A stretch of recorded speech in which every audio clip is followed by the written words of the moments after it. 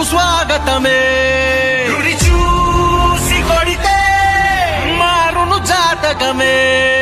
అడుగేసి వెళితే విధ్వంసపు సంతకమే.